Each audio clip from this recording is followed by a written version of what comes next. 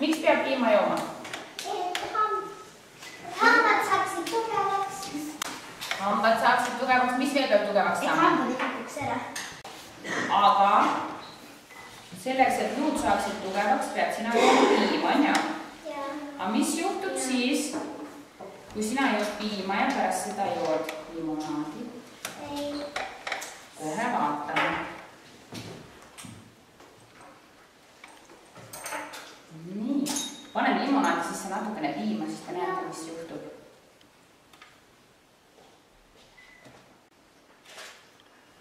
Aga selle kapse me jätame nüüd siia seisma. Mul on ääretult suur hea meel anda üle selline sümboolne tšekk siis Vaba klubi Toši teaduslik Põlvara noortele ja et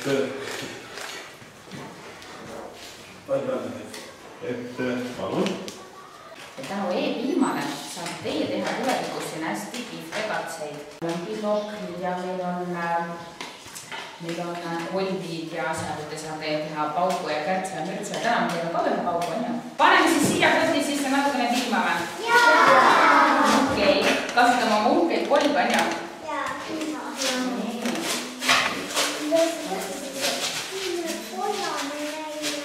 Nüüd vahepeal on need külmkapp valmis saanud. Me paneme nüüd selle segu siia külmkappi. Nii. Aga ka see pole veel kõik. Hea jäätise tegemiseks on vaja hästi palju soola. Ja nüüd me valame siia soola. Nii, ja nüüd oleks vaja kedagi, kes seda hästi raputaks. Ja kuhu raputad, on ju?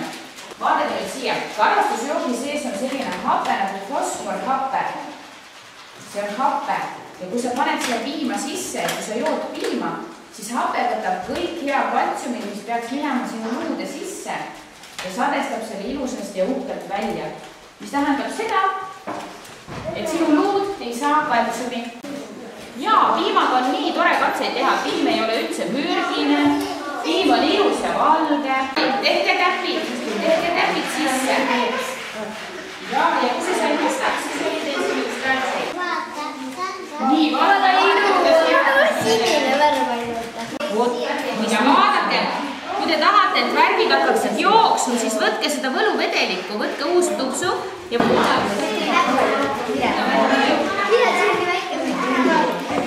veel sinna. Ja kui te tahate, et värvid läheks ilmselt laiali, siis võtate oma võluvedelikku. Sooda saab mul ei ole rusikad ei vaega midagi.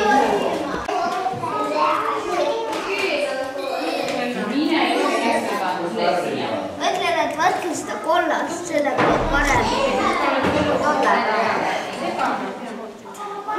Tahaks ka seda. Mul vahutaks. Kes tahab seda? Pane sinna. Oo, su Karmen tuleb. Läheb rohelist tahti ka.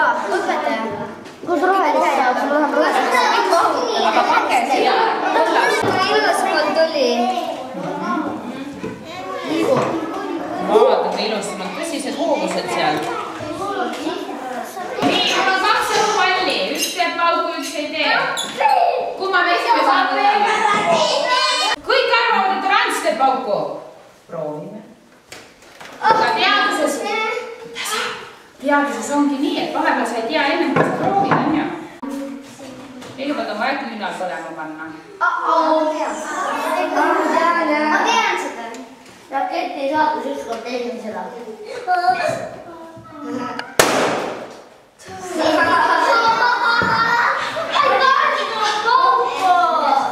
Nii, vaadake, küünal hakkas ka kartma. Küünal kustus ka ära. Vaata nüüd, kas Rants teeb pauku. Äkki teeb Rants ka? Mõlemad on õhupalli. Hoia kõrval. Ei taha, ma panen veel. Okei, paneme. See teeb.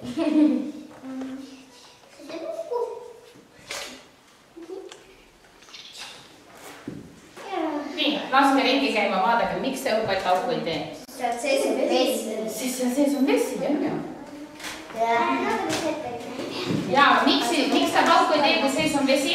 Külm vesi laseb seal seda juhtuda.